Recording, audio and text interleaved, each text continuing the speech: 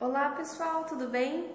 Sou a professora Natália, estou aqui com vocês gravando essa cápsula matemática para tirar algumas dúvidas sobre forças, o nosso tópico da unidade 3 de Física Geral Experimental 1. Então nesse tópico, nessa unidade, a gente viu todas as forças, como elas podem ser calculadas, além das 3 leis de Newton. E o intuito então aqui é poder fazer 2 exemplos onde a gente coloca todas as forças, define qual é a intensidade delas e também pode calcular elas fazendo a decomposição de forças. Então o intuito aqui são 2 exercícios, um só com a definição dessas forças e outro fazendo a decomposição. Vamos ao nosso primeiro exercício. Nós temos aqui uma caixa que está sendo puxada, pode ser por um carro ou por alguém, e a massa dessa caixa é de 100 kg, o coeficiente de atrito, o μ, é de 0,4, a aceleração que essa caixa está sendo puxada é de 3 metros por segundo ao quadrado, e o exercício pede para nós qual é a tração, qual é a força de tração, para a gente definir a intensidade dessa força. Primeira coisa, quando a gente tem um exercício assim, é poder fazer o diagrama de corpo livre. Para isso, então, vamos fazer essas forças. Quais são as forças que atuam nessa caixa? Primeira força é a força peso. Ela é sempre na vertical e sempre puxando para o centro da Terra. E nós sabemos que a força peso, quando a gente tem que identificar, lembra de colocar que ela é uma força vetorial. Todas as forças no desenho, a gente vai identificar que é uma força vetorial. E a gente sabe que a intensidade dela é fácil de ser calculada, né? É a massa vezes a aceleração da gravidade. Do contato dessa caixa com a superfície, a gente tem a força normal. Lembrando que ela é sempre 90 graus do contato entre esse corpo e a superfície. Ela não é sempre na vertical, e sim 90 graus. Por isso eu até que identifiquei aqui para vocês. Essa é a nossa força normal e ela não tem uma equação para ser definida. Depois nós temos a força de tração. Força de tração sempre aparece quando a gente tem um corpo pontiforme. Então a gente tem um pontinho aqui onde essa corda ou esse cabo de aço, alguma coisa que está sendo exercida sobre o corpo. Então sempre que a gente tiver um fio, surge a força de tração. Somente quando a gente tem um fio em contato com esse corpo. Somente nesse caso surge a força de tração.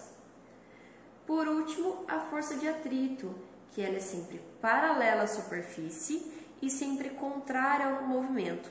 Se o nosso movimento está sendo para cá, se o corpo está sendo puxado por um carro, isso quer dizer que a nossa força de atrito é contrária ao movimento, é de resistividade ao movimento.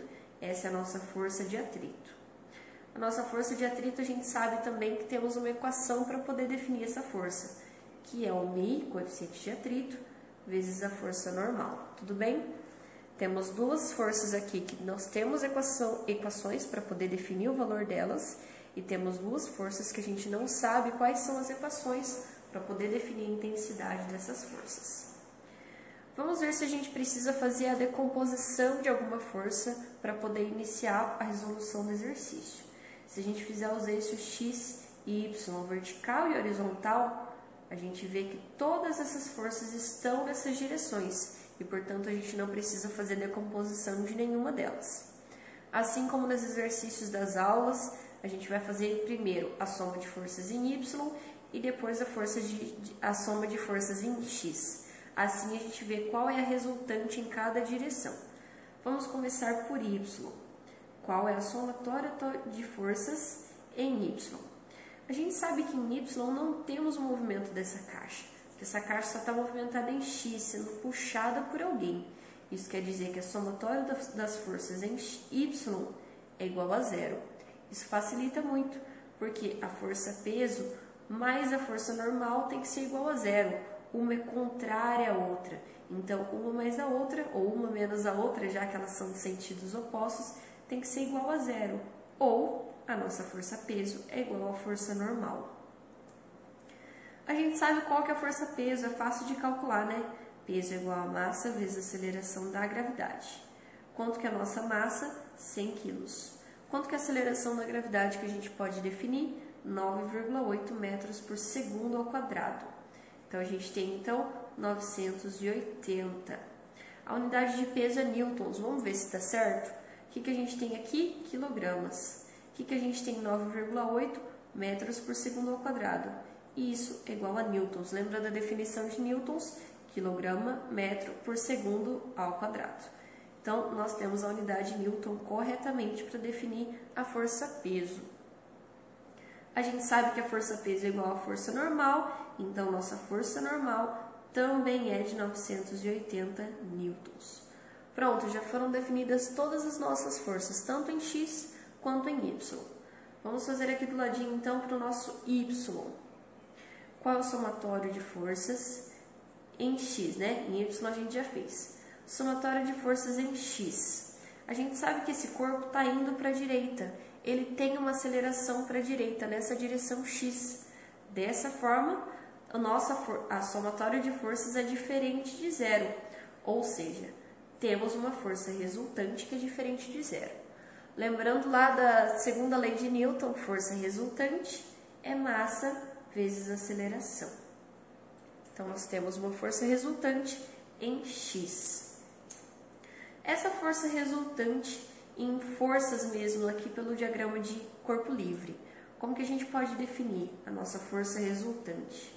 Se o corpo está indo para a direita, isso quer dizer que a tração está exercendo uma força grande. Ela venceu todas as outras. Contrária a ela e na mesma direção, a gente tem a força de atrito. Então, temos a tração menos a força de atrito como força resultante. Vamos somar essas duas aqui, podendo juntar em uma só. A gente tem que tração menos força de atrito é igual a massa vezes a aceleração desse corpo. Força de tração é o que o exercício pede, então a gente não tem o valor dessa força de tração. A força de atrito a gente sabe como calcular ela, né? Que é o coeficiente de atrito, 0,4, vezes a força normal que a gente já encontrou aqui, de 980. Essa força, então, é igual à massa que a gente tem de 100 kg, vezes a aceleração de 3 metros por segundo ao quadrado. Isso o exercício deu para nós. Então, vezes 3. Aqui a gente pode isolar a tração. Encontramos, então, uma tração igual a 300, mais, porque aqui está negativo, passando para o outro lado, 392. Encontramos uma força de tração de 692 newtons. Olha só, encontramos o resultado do nosso exercício, que ele pede qual é a força de tração, 692 newtons. No nosso segundo exercício eu aproveitei todos esses dados e eu pensei, se essa força aqui de tração for a mesma, se o carro estiver puxando essa caixa com a mesma força, só que num ângulo diferente desse. Então, aqui nós temos esse resultado da tração de 692 newtons, só que ele está puxando no ângulo de 30 graus. E aí a gente pede qual vai ser a aceleração desse carro. Vai ser maior ou vai ser menor do que a anterior? Vamos encontrar, então, a aceleração desse carro. Vamos fazer novamente o diagrama de corpo livre para ver o que a gente tem? Temos a peso novamente na vertical e puxando para o centro da Terra. Força-peso igual a massa vezes a aceleração da gravidade. Força de normal, ela também não muda, porque o nosso contato com a superfície ainda é de 90 graus. Então, perpendicular a essa superfície, a gente tem a força normal. Força de atrito também contrária ao nosso movimento. Então, a força de atrito paralela e contrária ao movimento, temos igual ao exercício anterior. E, novamente, é o coeficiente de atrito vezes a força normal. Agora, entretanto, a gente tem uma tração que ela tem um certo ângulo, olha só. Nossa força de tração ela não está mais na horizontal. Antes de poder resolver, a gente vai definir os eixos x e y como sendo vertical e horizontal. Se é vertical e horizontal o nosso eixo, tem só uma força que precisa ser decomposta, porque não está nesses eixos, que é a força de tração. Vamos ampliar essa força aqui para ver o que a gente tem? Então, uma força de tração. Se eu fizer a decomposta dela em x, eu vou ter a tração em x.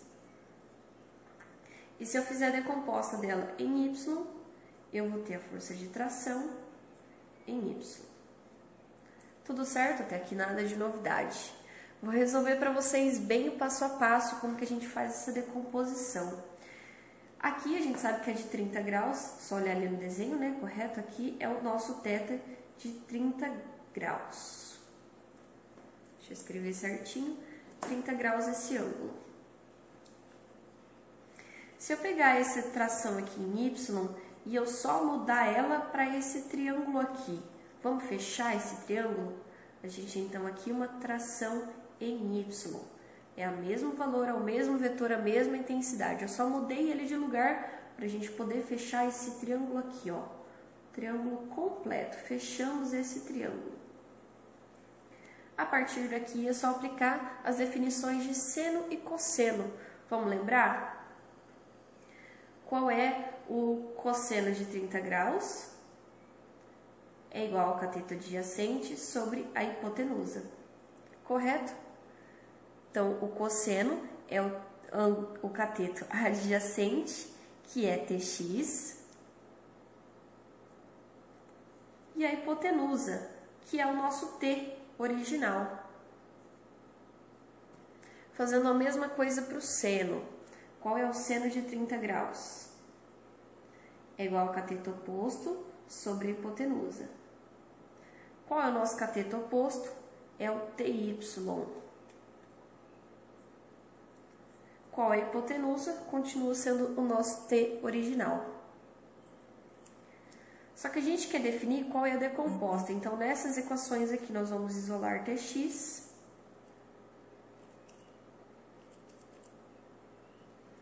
Vamos lá, isolando Tx, isolando Ty. A gente quer isolar essas duas aqui. O que a gente vai encontrar? Tx é igual a T vezes cosseno de 30, olha só, passei multiplicando.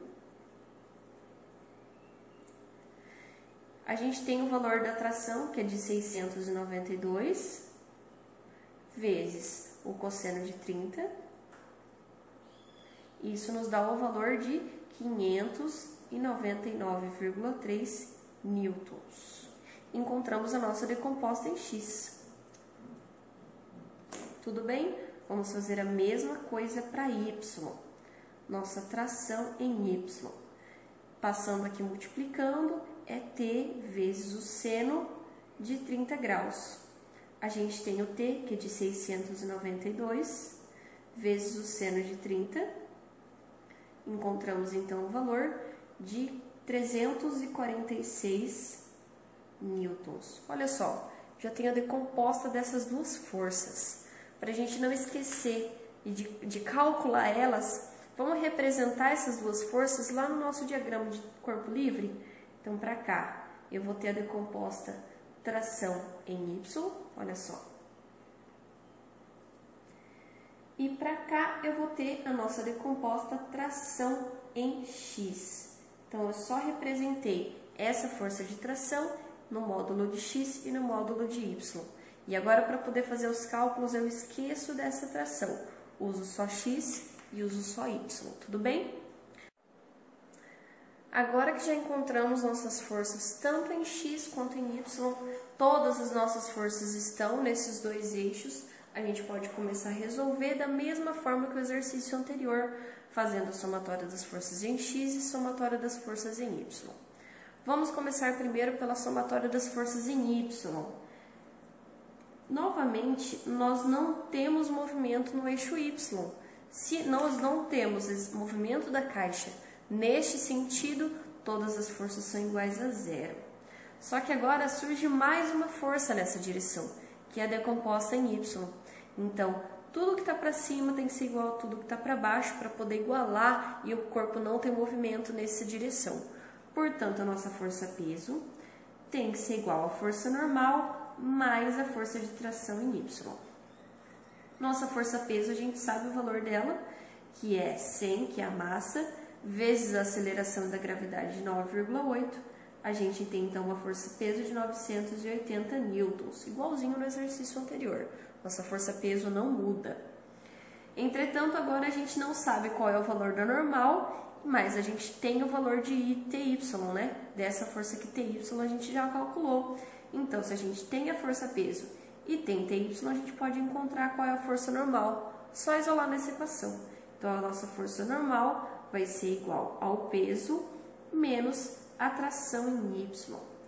Vamos definir o valor da nossa força normal, que é de 980, do peso, menos de 346 da força da tração em Y. Isso nos dá uma força normal, então, de 634 newtons. Encontramos o valor dessa força normal. Todas as forças em Y já foram definidas. Para peso, normal e tração em Y, a gente pode ir para o eixo X. Então, agora a gente tem o somatório das nossas forças na direção X, similar ao exercício anterior. Somatório das forças em X, novamente é diferente de zero, porque o nosso carro está puxando essa caixa. Então, ele tem um movimento que é para a direita. Vamos somar todas as nossas forças. A gente sabe da segunda lei de Newton que a força resultante é igual a massa vezes a aceleração.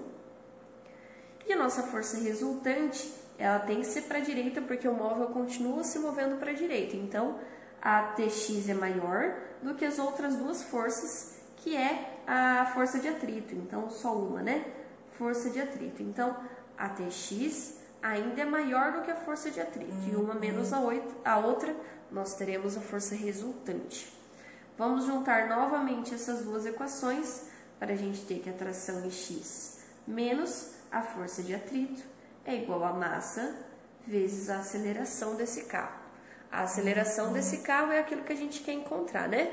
Vamos encontrar então qual é o valor dessa aceleração. Tração em X a gente já calculou, né? 599,3.